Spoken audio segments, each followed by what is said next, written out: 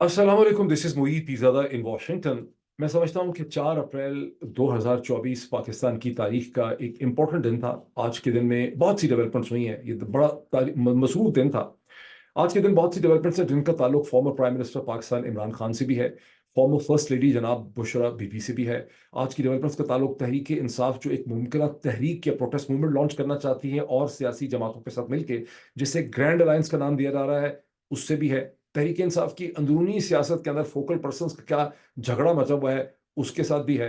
वो रेशम या रेशम बीबी या रेशमा बीबी जी ने जो खत में एंथ्रेक्स का सोकोल्ड पाउडर डाल के भेजा है, उसके साथ भी है। और फिर पाकिस्तान की एक और बहुत बड़ी जो सियासी जमात है, तारीखी जमात है, जमात इस्लामी, उसने अपना एक नया छठा अमीर जो है हाफिज नईम उर रहमान साहब को इलेक्ट कर लिया है, जो बड़ा मेरिटोक्रेटिक डिसीजन है। इसकी अहमियत क्या है, किस किस्म के चैलेंजेस नईम उर रहमान के सामने होंगे, ये भी हैं। और फिर सिर्फ ये नहीं, बल्कि पाकिस्तान, अफगानिस्तान और चीन के हवाले से भी कुछ ऐसी डेवलपमेंट्स हैं जो कमेंट मांगती हैं। लेकिन सबसे पहले मैं आपको याद करवाऊंगा कि आज की दिन, जो दिन खत्म हो गया, 4 अप्रैल की पाकिस्तान की तारीख में एक बड़ी दर्दनाक ये बाब है, ये चैप्टर है। 4 अप्रैल 1979 को, 1979 if I am not wrong, अब से 45 बरस कबल, पाकिस्तान के हरदिल अजीज, twice elected former prime minister Pakistan, Zulfikar Ali Bhutto, जिनका पाकिस्तान की तारीख में बहुत बड़ा मुकाम है, पाकिस्तान के न्यूक्लियर प्रोग्राम के वो खालिक हैं, उनकी तमाम पॉलिटिक्स जो है उसकी तरफ गेयर्ड थी।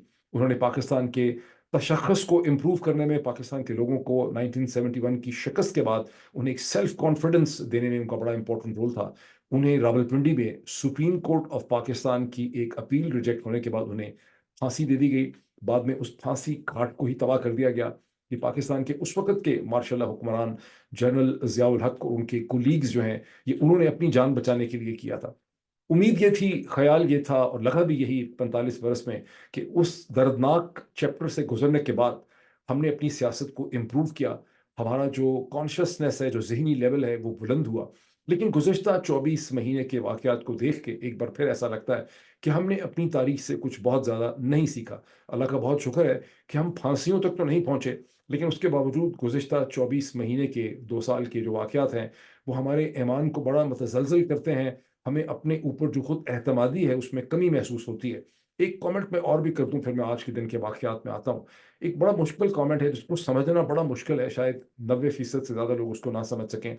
जुल्फ़िकार अली भुट्टो के बायोलॉजिकल जो उनके सक्सेसर हैं, यानी उनका डीएनए तो ज़रूर शायद मिला होगा बिलावल ज़रदारी भुट्टो को, लेकिन उनकी आइडियोलॉजी, उनका तसव्वुर, उनके आइडियाज़, उनकी पॉलिटिक्स, उनकी जो फ़िलॉसफ़ी है, उसके साथ बिलावल ज़रदारी भुट्टो का और आज की पाकिस्तान पीपल्स पार्टी का कोई ख़ास ताल्लुक नहीं है।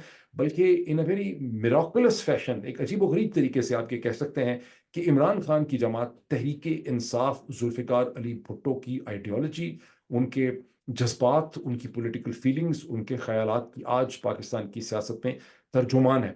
मैं किसी और वीलॉग में या कभी लिख के आपको एक्सप्लेन करूँगा कि कैसे बरतानिया में, अमेरिका में, बहुत से दुनिया के ममालिक में सियासी जमातों के साथ यही होता है कि एक सियासी जमात का जो सारा मंशूर और उसकी जो आइडियोलॉजी है, उसे बाद में कोई और सियासी जमात जो है, वो इनहेरिट कर लेती है। बरतानिया में जो लिबरल पार्टी है, उसको बाद में लेबर पार्टी ने इनहेरिट कर लिया।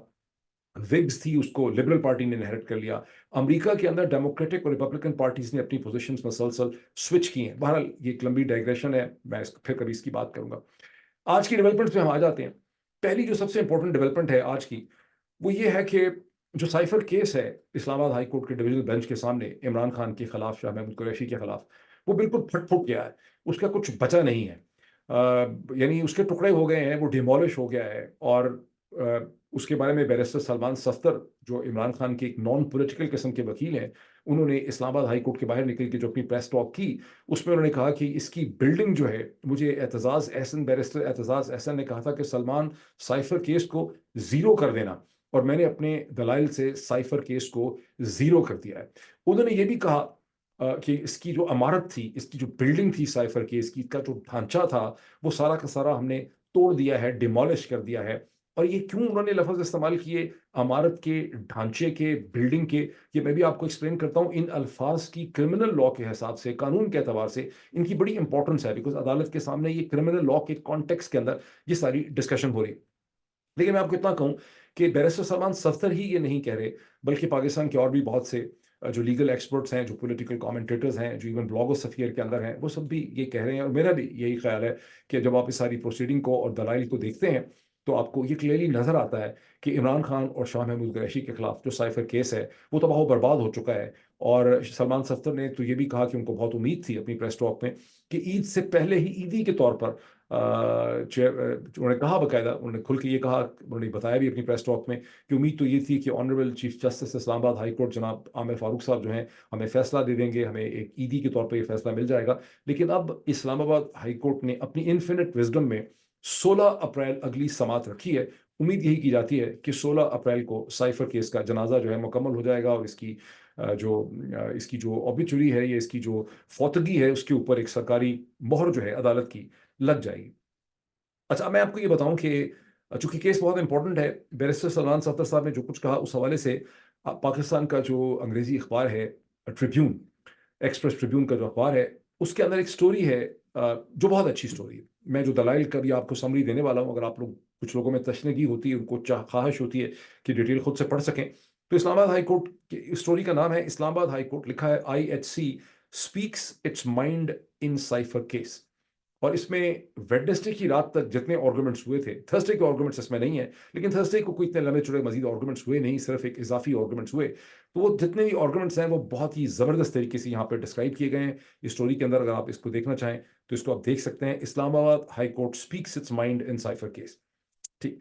अच्छा, अब ब्रॉडली स्पीकिंग मैं आपको ये बता दूं कि जो सलमान सफ्दर ने, जिसको क्रिमिनल लॉ में कहते हैं होल कर देना और बिल्डिंग को नीचे गिरा देना, तो सलमान सफ्दर ने इस पूरे केस को तबाह कर दिया। और उसमें उन्होंने जो होल्स पोक किए हैं, जो सुराख उन्होंने किए हैं अपने दलाइल के जरिए, वो मैं फैक्ट्स वो दलाइल आपके सामने रखता चला जाता हूँ। फैक्ट नंबर 1, इस साइफर की 8-9 कॉपीज थी जो फॉरेन ऑफिस ने इशू की। इसकी कोई भी कॉपी वापस नहीं आई हुई थी जब इमरान खान और शाह महमूद कुरैशी के खिलाफ मिनिस्ट्री ऑफ इंटीरियर ने और FIA का एक मुकदमा जो है वो दर्ज कर लिया गया। और मजे की बात यह है कि मिनिस्ट्री ऑफ इंटीरियर, अच्छा, बाकी लोगों ने अपनी कॉपी भी वापस नहीं भेजी थी। ये भी अदालत को बताया गया कि रवायत और कन्वेंशन ये है कि 1 साल तक का कॉपी रख सकते हैं, तो भी कॉपीज वापस नहीं आई थी। इमरान खान और शाह महमूद कुरैशी पे केस बन गया। लेकिन बात यही नहीं ठहरती। फॉरेन ऑफिस मलकियत, ये साइफर है, ये पोजेशन है, ये मटेरियल जो इसका जो राइट है, इसकी जो मलकियत है, ओनरशिप जो है, वो पाकिस्तान फॉरेन ऑफिस की है। पाकिस्तान फॉरेन ऑफिस ने इसका कोई केस दर्ज नहीं कराया, ये मिनिस्ट्री ऑफ इंटीरियर FIA ने इसका केस जो है वो दर्ज कर दिया। ये बड़ा इंटरेस्टिंग, उन कंप्लेन ही नहीं आई। अच्छा, उसके बाद ये है कि फॉरेन ऑफिस जो है उसने इसकी अपनी इंक्वायरी भी ऑर्डर नहीं की। उसको मार्च 2022 में ये बता दिया गया था कि ये नहीं मिल रहा है साइफर, लेकिन उसका जो एक तरीका था कि वो उसकी फॉरेन ऑफिस के अंदर एक डिवीजन है, वहां पर इंक्वायरी मार्क करते या IB को और FIA को इन्वॉल्व करते, उन्होंने इसकी कोई ऐसी इंक्वायरी उस वक्त मार्क की ही नहीं।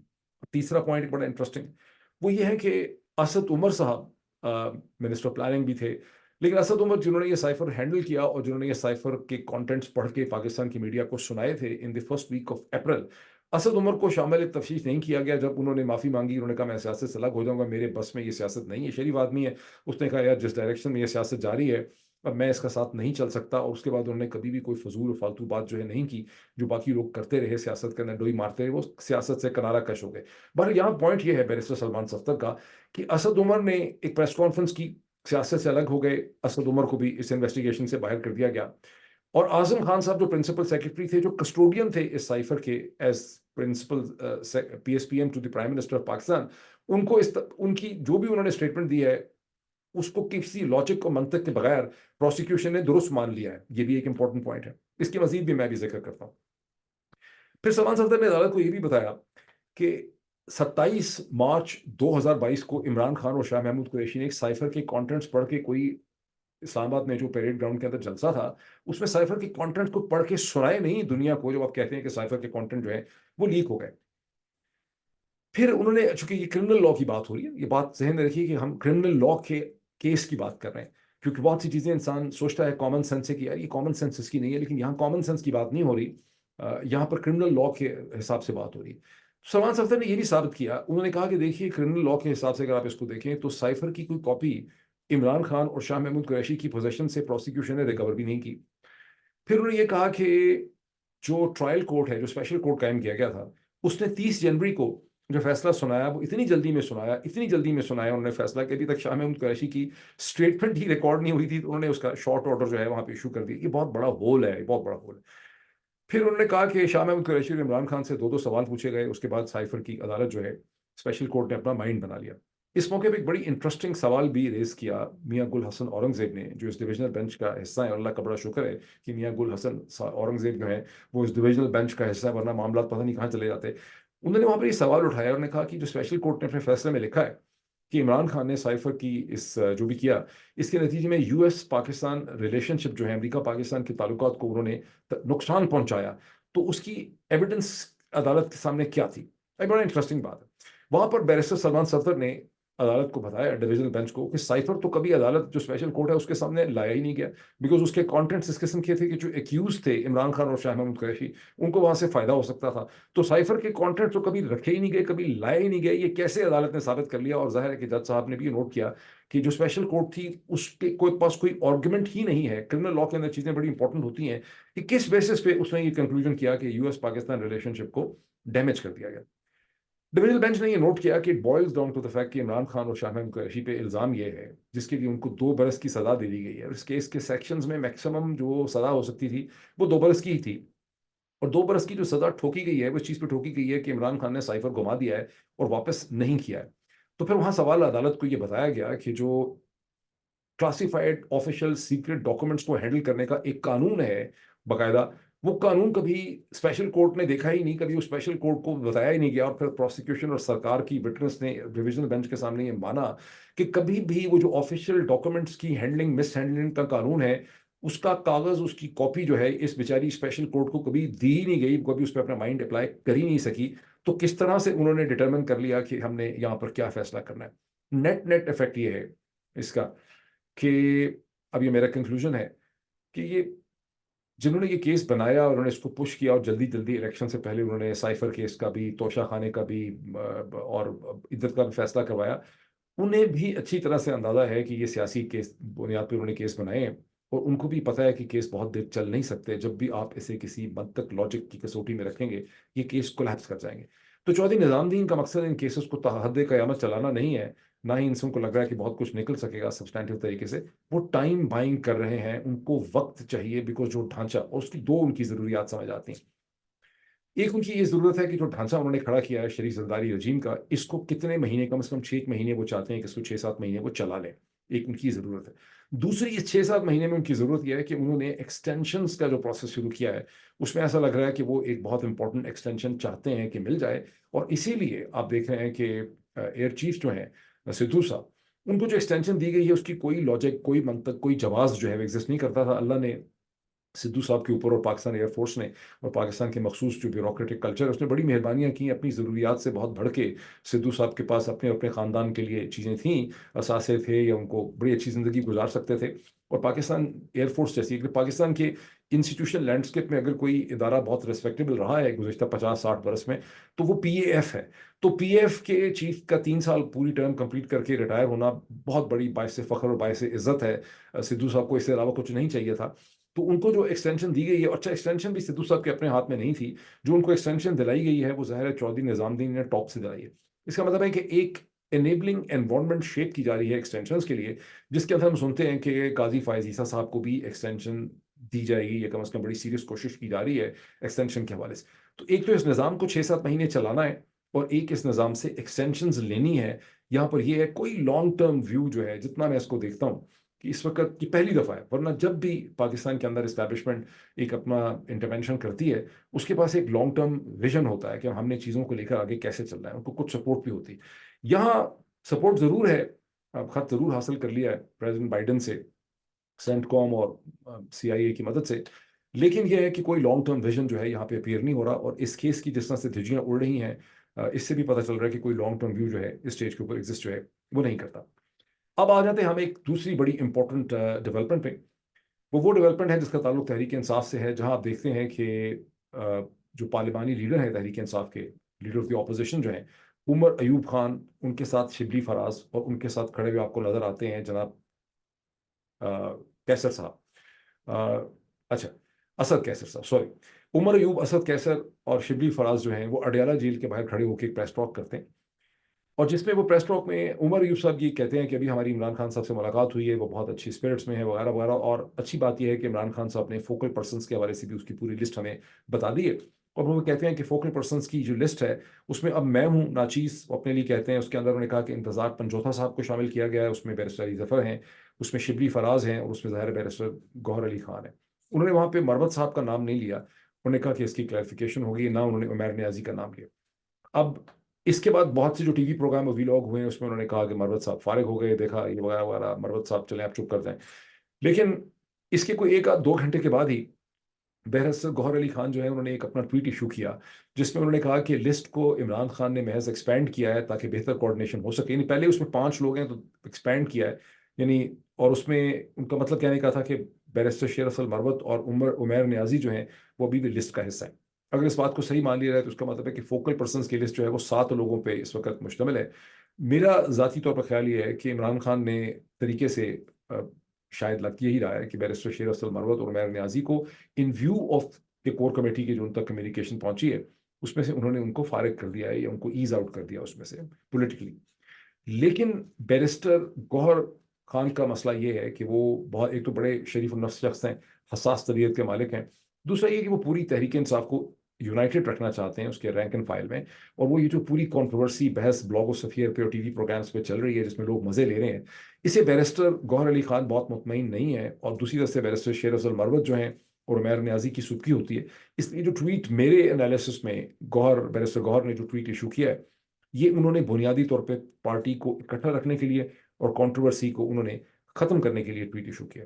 अब इसके साथ ही इसी प्रेस टॉक का दूसरा इंपॉर्टेंट पार्ट ये है जिसमें असद कैसर साथ खड़े आपको नजर आते हैं उमर अयूब के, कि असद कैसर ने, शिबली फराज भी वहां पे थे, असद कैसर ने यह कहा कि तहरीक इंसाफ ईद उल फितर के बाद एक बाकायदा तहरीक का आगाज करेगी। अच्छा, एक ज़हन में रखिए कि 6 अप्रैल का जो जलसा परेड ग्राउंड में जिसकी इजाज़त मिली थी, जिसको रखा गया था, जिसका ऐलान कर दिया गया था मार्च के आखिर में, उसे अब तहरीक इंसाफ ने कैंसिल कर दिया।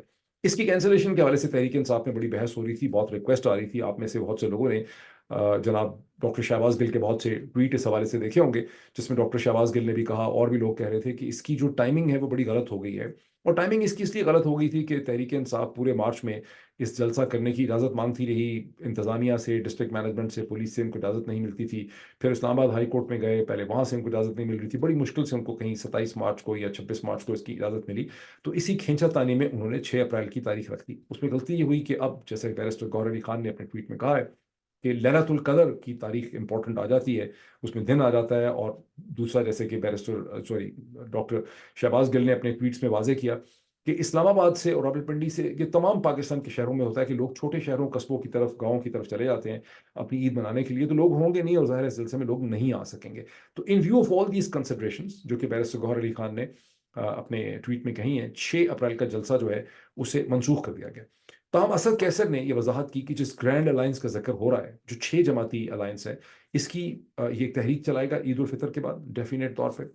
किस चीज़ पे चलाएगा उसके नुकात का उन्होंने स्टेज पे नहीं कहा, लेकिन मैं आपको जमातें बता दूं कि तहरीक इंसाफ के साथ इसमें सुन्नी इत्तेहाद काउंसिल है साहिबजादा हामिद रजा साहब की, जो उसमें वो मर्ज भी कर चुके हैं। मजलिस वहादतुल मुस्लिमीन है, इसके अंदर बलूचिस्तान नेशनल पार्टी मैंगल है, इसके अंदर पख्तूनख्वा, महमूद खान अचरजई की पख्तूनख्वा मिली अवामी पार्टी है, और इसके अंदर जमात इस्लामी है जिसने अपना नया अमीर जो है फायर ब्रांड हाफिज नईमुर रहमान साहब को भी इलेक्ट किया। कहना यह था असद कैसर साहब का कि 12 अप्रैल को अख्तर मैंगल साहब की रेजिडेंस पे कोयटा में अगला इजलास होगा इस 6 जमाती इत्तेहाद का, और जहां पर एक तहरीक के हवाले से फैसले किए जाएंगे।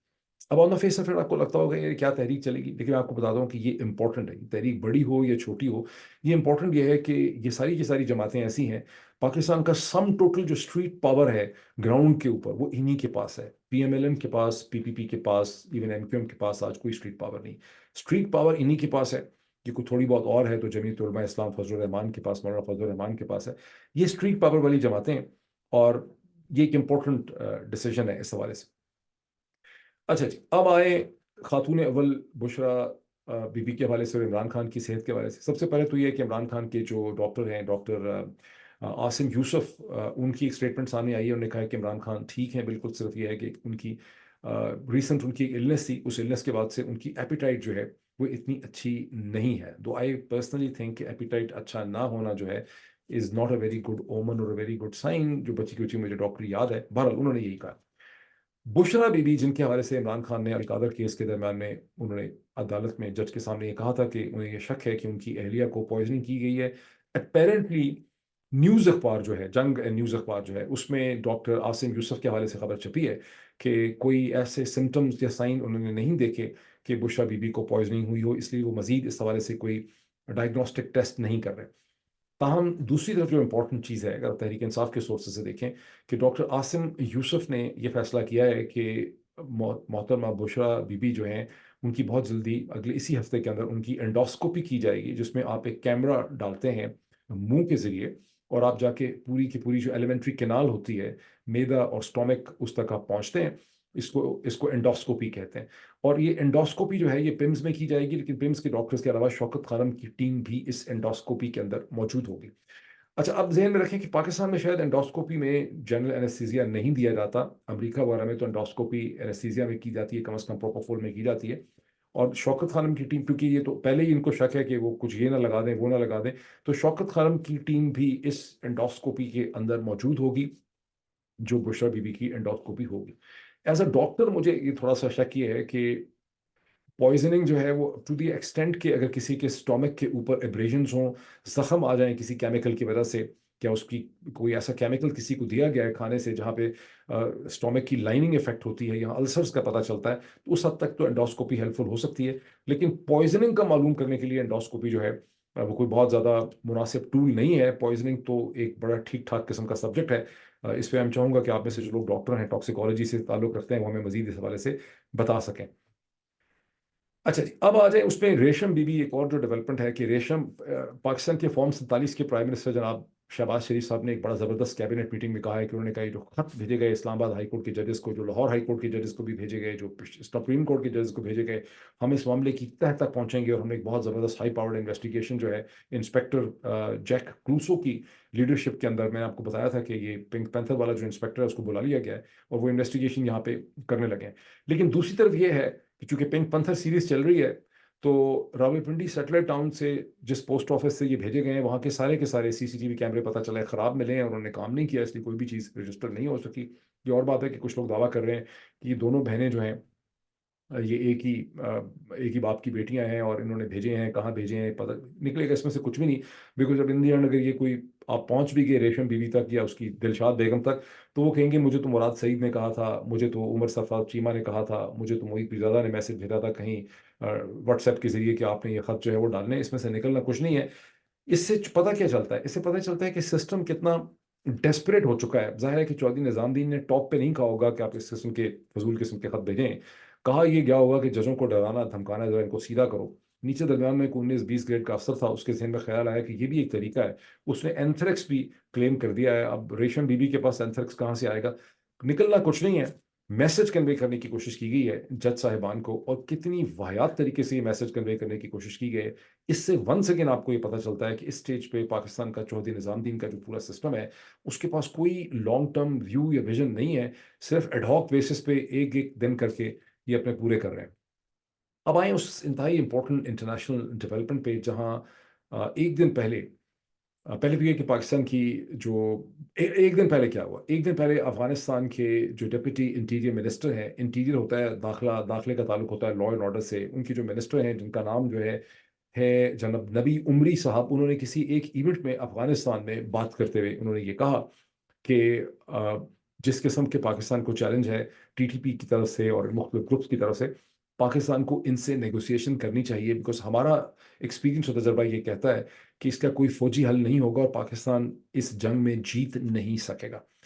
अब बज़ाहिर इनकी बात जो है ये बड़ी डिस्टर्बिंग लगती है कि उन्होंने इतनी बड़ी बात कर दी है कि पाकिस्तान ये जंग जीत नहीं सकता, लेकिन उन्होंने इसकी एक एक्सप्लेनेशन दी है। उन्होंने ये नहीं कहा कि पाकिस्तान कोई कमज़ोर रियासत है। उन्होंने कहा कि 500,000 फौज हो या मिलियन फौज हो या मिलियन फौज से ज़्यादा हो, इस किस्म की जंग जो है, हमारा एक्सपीरियंस ये है कि इसे फौजें जीत नहीं सकती। और मकसद उनका कहने का है कि हमारा एक्सपीरियंस बड़ा क्लियर है कि उनका अपना एक्सपीरियंस यह है कि दुनिया की सबसे बड़ी जो ताकतवर फौज है, जिससे बड़ी कोई ताकतवर मिलिट्री मशीन है नहीं दुनिया में, अमेरिका की और पूरी नेटो की, वो अफगान तालिबान को शिकस्त ना दे सकी। और तो यही उनका एक्सपीरियंस है। वो कह रहे हैं कि इसका कोई हल इस तरह से नहीं निकल सकेगा और जंगों के नतीजे में बहुत सस्टेन्ड नुकसान होता है। औरतें बेवा हो जाती हैं, बच्चे यतीम हो जाते हैं, जख्म लगते रहते हैं। इसलिए पाकिस्तान को इनसे नेगोशिएशंस करनी चाहिए। ताहम आज के दिन में जो खत्म हुआ, पाकिस्तान फॉरेन ऑफिस की स्पोक्स पर्सन जनाब मुमताज़ ज़हरा बलोच साहबा ने बड़ा सख्त उनसे जब सवाल पूछा गया तो उन्होंने कहा कि ऐसी की तैसी हम बिल्कुल भी टीटीपी के साथ नेगोशिएशन या टॉक्स जो है नहीं करेंगे, हमारा कोई ऐसा प्लान नहीं। ये और बात है कि पाकिस्तान ही के अंग्रेजी अखबारात के अंदर मसलसल सोर्सेज से ये स्टोरीज छप रही हैं कि पाकिस्तान मुख्तलिफ मजहबी जमातों को इस्तेमाल करके, जिसमें एक स्टेज पे मौलाना फजल रहमान की जमात, उसके बाद मौलाना जो फजल रहमान जो सॉरी जमीयत उलमा इस्लाम समीउल हक ग्रुप के राब्ते इस्तेमाल किए गए, हमीदुल हक साहब को इस्तेमाल किया गया और उनके जरिए अफगान तालिबान को कहा जा रहा है कि हमारी इनसे कोई टॉक्स जो है वो करवाई जाए। अब पाकिस्तान के डिफेंस मिनिस्टर जो हैं बड़े कैपेबल, बहुत ही स्मार्ट, बहुत ही इंटेलिजेंट जनाब ख्वाजा आसिफ साहब, फॉर्म 47 के मिनिस्टर जो हैं, उन्होंने एक स्टेटमेंट दागी है पिछले 24 घंटे में, जिसमें उन्होंने कहा है कि ये टीटीपी और अफगान तालिबान जो है ये पाकिस्तान और चाइना के ताल्लुकात को ख़राब कर रहे हैं, सीपेक को नुकसान पहुंचाने की कोशिश की जा रही है। जो हाल ही में हमला हुआ दोबारा खैबर पख्तूनख्वा में, उसकी तरफ उनका इशारा था। अब दूसरी इसमें प्रॉब्लम क्या है इस लॉजिक के अंदर? इसमें प्रॉब्लम यह है कि दिसंबर 2023 में चीन वाहिद मेजर कंट्री या पावर है, बल्कि शायद पहला ही कंट्री है जिसने अफगान एम्बेसडर बिलाल करीमी, जिनका असल नाम उनका मौलाना असदुल्ला है, उन्हें रिसीव किया है और प्रेसिडेंट शी जिनपिंग ने उनके एम्बेसडोरियल क्रेडेंशियल्स जो हैं वो रिसीव किए हैं। इसका मतलब है, और दूसरी तरफ चीन का एम्बेसडर भी एक नया आया है अफगानिस्तान के अंदर। तो चीन के बराह रास्त रिलेशनशिप है अफगान तालिबान के साथ। अगर चीन को ये लग रहा होता या लग रहा है कि अफगान तालिबान सीपेक को और पाक चाइना रिलेशनशिप को नुकसान पहुंचाने की कोशिश कर रहे हैं, तो चीनी बड़े स्ट्रॉन्गेस्ट तरीके से behind the scenes Afghan Taliban से ऐसी कोई कम्युनिकेशन करेंगे। इसके कोई असरात हमने नहीं देखे। उल्टा हमने जो चीज़ देखी कि Chinese military people liberation army जो है, जो उनकी आर्मी है, चाइनीज़ आर्मी जो है, उसकी तरफ से स्टेटमेंट ये इशू कर दी गई है 27-28 मार्च को कि हम पाकिस्तान को दहशतगर्दी के खिलाफ चाइनीज़ को प्रोटेक्ट करने के लिए हम उनको मिलिट्री असिस्टेंस देने के लिए तैयार हैं। ये चीज़ एब्जॉर्ब हो चुकी है इस सिस्टम में, पाकिस्तान के अखबार में छप चुकी है। और एक बड़े सीनियर मिलिट्री सोर्स का कम अज़ कम इस पर कॉमेंट ये था कि ये हमारी सिर्फ और सिर्फ बेइज्जती करने के लिए और हमें जलील करने के लिए और हमें उन्हें एहसास दिलाने के लिए कि हम कुछ करना चाहिए हमें, क्योंकि पाकिस्तान ने चाइनीज़ को प्रोटेक्ट करने के लिए बाकायदा एक कोर या एक डिवीजन जो है वो कायम कर रखा है, जिसमें कहा गया था कि 15 से 18 हज़ार उसमें सोल्जर्स और ऑफिसर्स होंगे। तो Chinese are giving a message but they are not giving a message to Afghan Taliban. अभी आखिरी जो स्टेटमेंट है मेरी हाफिज नईम साहब के हवाले से, हाफिज नईम साहब को छठा अमीर जमात इस्लामी जो है इलेक्ट कर लिया गया है। ये अगर पाकिस्तान की सियासत में कहीं कोई मेरिटोक्रेटिक डिसीजन हुआ है तो ये एक मेरिटोक्रेटिक डिसीजन है। हाफिज नईम उर रहमान ने अपनी लीडरशिप को, अपनी सिंसेरिटी को, अपने पैशन, अपनी कमिटमेंट, अपनी अंडरस्टैंडिंग को, अपनी थ्रू आउट उनकी जो लाइफ है, जब से 16-17 बरस की उम्र से वो जमात इस्लामी का हिस्सा बने, उन्होंने इसे बारहा उसे प्रूव किया है। हम सबको, जमात इस्लामी को और हाफिज नईम उर रहमान साहब को मुबारकबाद देनी चाहिए with little bit of caveat and question जो भी मैं आपके सामने रखने वाला हूँ। और उन्होंने कराची को भी बहुत सर्व करने की कोशिश की है। बड़े ऑनेस्ट आदमी, और कराची के इश्यूज पे, कराची के जो पानी के इश्यूज हैं, लॉ एंड ऑर्डर के इश्यूज हैं, समाजी इश्यूज हैं, सियासी पॉलिटिकल इश्यूज हैं, उस पे हाफिज नईम उर रहमान ने बार बार आवाज़ उठाई। मैं थोड़ा सा एक बैकग्राउंड आपको दे दूं कि 1941 से जहां ये इंतहाई अहम सियासी जमात का हिंदुस्तान में आगाज़ होता है मौलाना अबू अला मौदूदी से अब तक, ये सिर्फ इसके छठे अमीर हैं। इस लिहाज से आप देख लें कि ये बहुत इंपॉर्टेंट पोजीशन है। पहले अमीर और फाउंडर जनाब अबुल अला मौदूदी जो हैं, 1941 से 1972 तक 31 बरस तक मौदूदी साहब ने इस पार्टी को लीड किया। और हमेशा वो एस्टैब्लिशमेंट पाकिस्तान की जो थी उसके साथ वो लॉगर हेड उनका मुकाबला चलता था, वो कभी भी पसंदीदा शख्सियत नहीं थे। 72 के बाद तोफैल मोहम्मद जो हैं वो इसके अमीर बने, और 1972 से 1987 तक तोफैल जो हैं वो इसके अमीर थे। और तुफैल मोहब्बत जो है अमीर जमात इस्लामी के ज़माने में इस्टेब्लिशमेंट और जमात इस्लामी के दरमियान में बहुत ही बेहतर एक रिलेशनशिप देखा गया, जिसकी बाद में बड़ी नदामत रही। तुफैल साहब के बाद मेरा ख्याल है कि काजी हुसैन अहमद साहब इसके लीडर बने, अमीर बने 1987 से लेकर 2008 तक। तो अगर तुफैल 15 बरस तक रहे तो 22 बरस तक जो है काजी हुसैन अहमद रहे। उसके बाद मुनव्वर हसन आए जो 2008 से 2013 तक महज 5 बरस। और उनके बाद आए सिराजुल हक साहब, बहुत ही नाकाम टाइम पीरियड था 2013 से 2024 तक, 10 या 11 बरस। और अब आए हैं जनाब नईमुर रहमान साहब। जमात इस्लामी के लिए जो बहुत बड़ा क्वेश्चन है, नईमुर रहमान साहब के लिए चैलेंज है कि इस सारे टाइम पीरियड के अंदर जमात इस्लामी जो कभी एक बहुत इन्फ्लुएंशियल जमात थी, जिसका असर और रसूख था, जिससे उम्मीदें वाबस्ता थी, जिसका एक रोल था पाकिस्तानी पॉलिटिक्स में, उसका रोल बतदरीज कम से कम हुआ है। और जो अभी इलेक्शन हुए हैं 2024 के 8 फरवरी के, इसमें तो खैर इलेक्शन बड़े फ्लॉड थे, लेकिन इसमें जमात इस्लामी नेशनल असम्बली की कोई भी सीट नहीं जीत सकी। और प्रोविंशियल असम्बलीज की 6 सीटें उन्होंने जीती हैं, जिसमें से 3 उन्होंने जीती हैं 2 जीती हैं सिंध से, मेरा ख्याल है 3 जीती हैं खैबर पख्तूनख्वा से, एक शायद उन्होंने पंजाब से जीती। बहुत बड़ा चैलेंज है अमीर अमीर जमात इस्लामी के लिए इस क्वेश्चन के साथ। क्या वजह है कि जमात इस्लामी जिससे कभी बहुत ज़्यादा उम्मीदें थी लोगों को, तवक्कुआत थी, वो आज इस स्टेज के ऊपर आके खड़ी है? ये क्वेश्चन मैं आप सबके लिए भी छोड़ता हूँ, फिर इसको एड्रेस भी करूंगा किसी और व्लॉग के अंदर। Thank you.